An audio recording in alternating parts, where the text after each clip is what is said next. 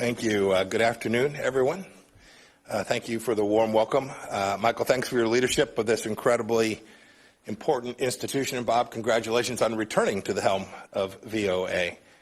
I am truly happy to be here. I'm honored to have been requested. And it's always fun to be with a fellow tanker, too. I want to acknowledge the other network chiefs who is with us today. Steve Yates of Radio Free Asia. Steve, where are you at? Nice to see you. And a note of appreciation, too, to the Voice of American journalist staff and to all those watching and listening. I've sat down for interviews with many of you in the far corners of the world. They have always been a joy. And speaking of which, too, I understand that this speech is being broadcast on TV, radio, on your website, social media, in more than 40 languages. Hats off to the translators. I have no idea how anyone can translate my talking into Uzbek this quickly. That guy or gal deserves a bonus, Bob. It's great to have this opportunity. I've been following the work of Voice of America for decades. And as Bob just mentioned, I started my career as an Army officer, patrolling the Iron Curtain, freedom's frontier. In the 1980s, I couldn't cross into East Germany. I was serving in a little town called Binlock. West Germans couldn't cross either. But your broadcast, Voice of America broadcast, could. Millions of men and women whose names we'll never know listen to you, often at their own peril. Their governments dealt only in lies and propaganda, but VOA's listeners wanted the truth, and that's what you gave them. VOA's very first broadcast in 1942 that Bob referred to began with the Battle Hymn of the Republic, along with this pledge, quote, "The news may be good, the news may be bad, but we'll tell you the truth." I love that. I always told my son, I told the story before when he was growing up, I said, work hard, keep your faith, and tell the truth. He mostly followed my advice. And it has served him and many of you I know well.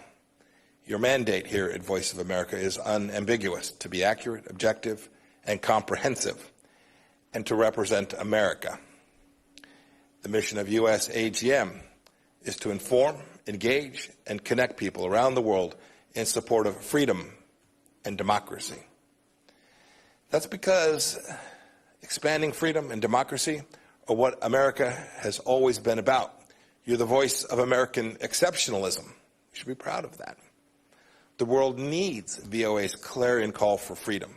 Now more than ever, I hear it wherever I go. That's what I wanted to talk about today. I tell audiences about American exceptionalism wherever and whenever I can, because it's true and because it's important. America is good and great, and everyone who truly grabs our founding understands this. Michael and Bob have made studying this history their life's work. Many of you have made it your life's mission too. That's why you work here at Voice of America. We were indeed the first nation founded on the central belief that all human beings are endowed with certain unalienable rights, and the governments are instituted to secure those God-given rights. We have always striven for a more perfect union. And goodness knows we don't always get it right. Therefore, we need both pride and humility about our past and our present. We need the truth. But it's very clear that when Americans have united around our founding values, be it in Philadelphia, at Gettysburg, at Seneca Falls, or during Martin Luther King's March on Washington, we've made good on our founding promise time and time again. Now, our adversaries try and claim otherwise. When the Chinese Communist Party attempted to exploit the tragic death of George Floyd to claim their authoritarian system was somehow superior to ours, I issued a statement which read in part, quote, "During the best of times, the People's Republic of China ruthlessly imposes communism. But amid the most difficult challenge, the United States secures freedom. There is no moral equivalence. This is a self-evident truth.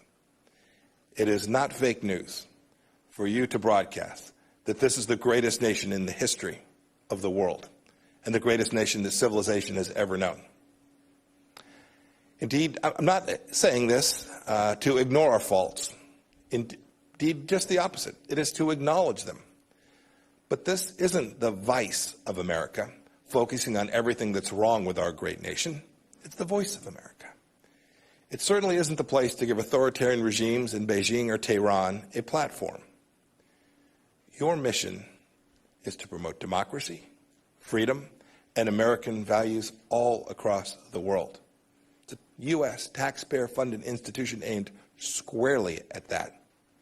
Indeed, this is what sets VOA apart from MSNBC and Fox News and the like. You can give voice to the voiceless in dark corners of the world. You're the voice of American striving. You're the voice of American exceptionalism. You are indeed the tip of freedom's spear.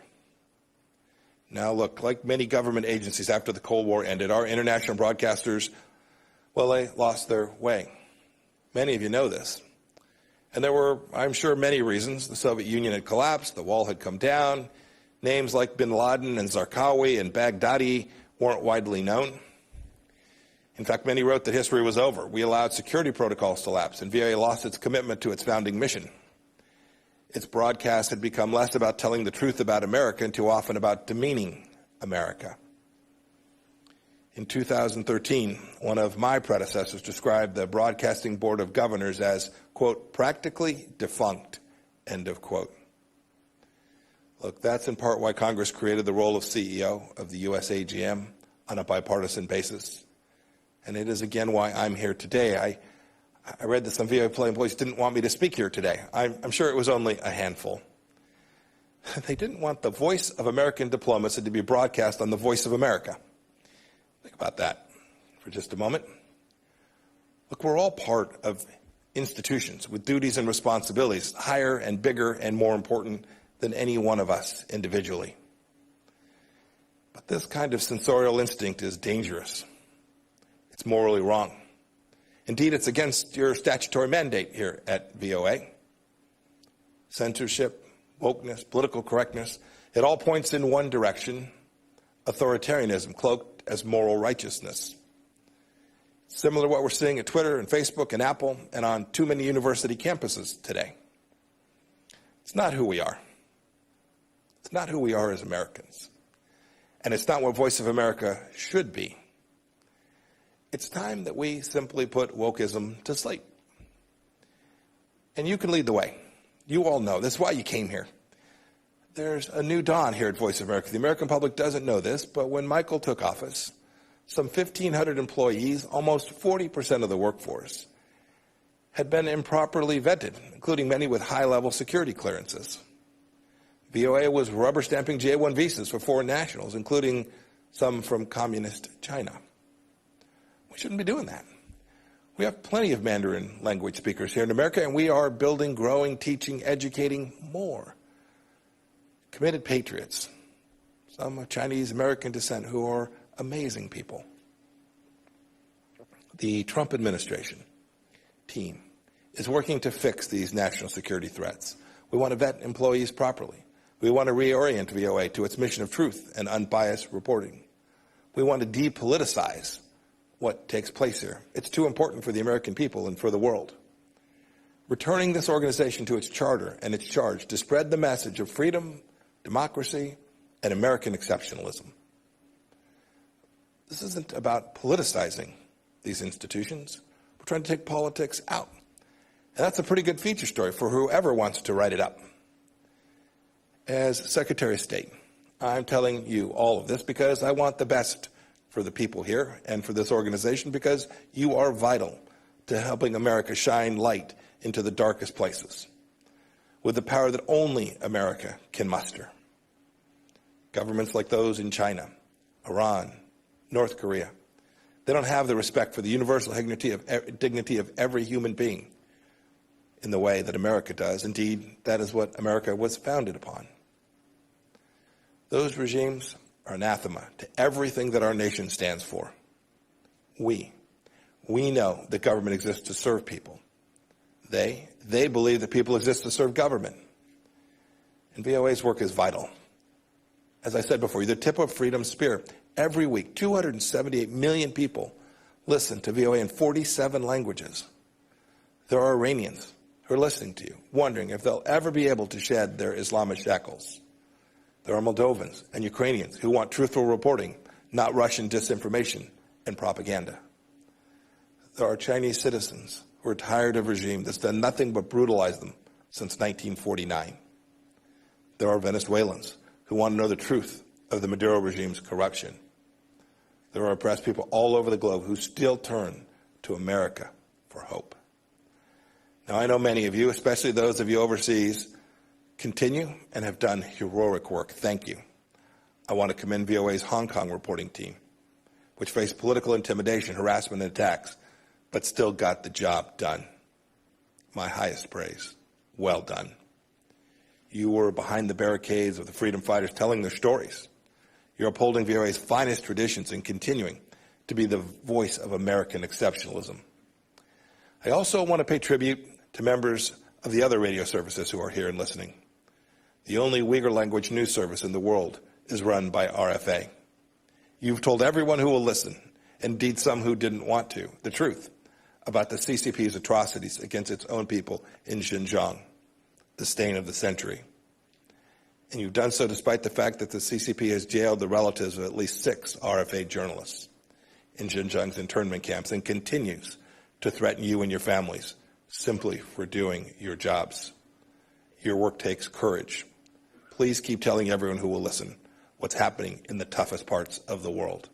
The world expects it, and America will be better off for it. I want to leave you with a quote that conveys why the VOA's mission is so critical before I take some questions from Bob. This quote's from a ways back. It's from George Washington. He said, quote, "Truth will ultimately prevail where there is pains to bring it to light," end of quote. When America brings truth to the world, we bring light. Don't forget that. It's what you do. May God bless you. May God bless the voice of America, and God bless these United States. Thank you all.